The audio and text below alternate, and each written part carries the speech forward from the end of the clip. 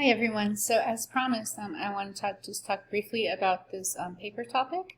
So I'm now on our homepage because I thought the first thing I could do is speak with you all about where to find it. So if you go to grades and you go to assignments, you should see paper 1, and when you all click on this, you should see the paper assignment.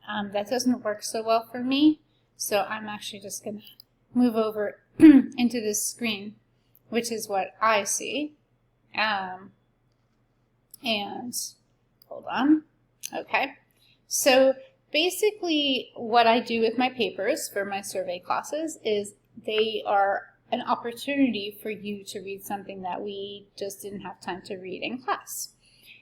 So I think that they're fun. I think they're exciting. It's a way for you to read something that you're really, really interested in. But I think two things tend to get students. First of all, it has to be the Romantic era. It has to be in Britain, right? So in England, because this is a British Romantic literature class. And then I want you, unless your question is asking you to do something different, I want you, and this is really important in your thesis statement, to make an argument for how the piece you picked expands on, complicates, or even changes your reading of an aspect of the Romantic era. And in order to do this, you need to refer to other texts from the Romantic era, texts that we have read. Yes? So I don't have a number of texts, but you should definitely be doing your close reading of these new texts alongside the old texts that we have read. Okay? So we have an open access anthology. It's online. It's, let me see if I can show you. It is under content. You can go all the way down and you should see it. It's called Open Source Textbook. But it's pretty cool. It has tons of poems in it. And so you are welcome to pick anything from this anthology as long as it's in the Romantic era, which is the era we're on right now, and to put it into conversation with pieces we've read. Also, if you enjoyed Frankenstein, you might like to read Polidori's, now I just messed up my assignment sheet, Vampire Tale, which is the first Western vampire tale. And there's an e-book version of it, or you can find it in print. It's pretty easy to find.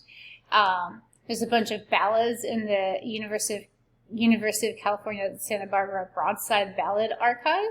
Again, just make sure that you're picking one from the Romantic era and put it in conversation with Wordsworth's preface to the lyrical ballads, or even some of the lyrical ballads themselves.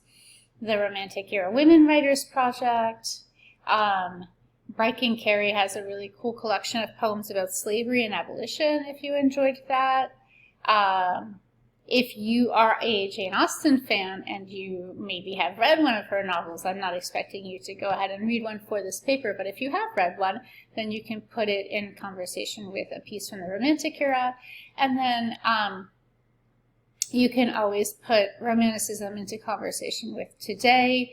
So there's a bunch of things about Romanticism and popular culture that are on Romantic circles, and there's lots of movies and books based on Frankenstein, of course, but also there are works of popular culture based on Blake, and there's things that are loosely based on the Romantics, which I'm cool with too, as long as you talk to me about them. The important thing with this option is that you not spend your entire time looking at the modern day work. So I think if you pick this option, you should use the modern day work to give you insight into the Romantic era, or into how it is in conversation. So this question here, in what ways it's in conversation with the Romantics.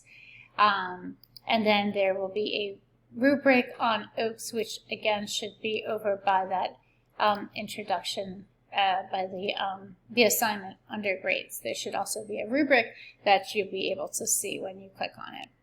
So I think that's it. If you guys have any questions or issues, please feel free to ask them at the beginning of our next class. Thank you.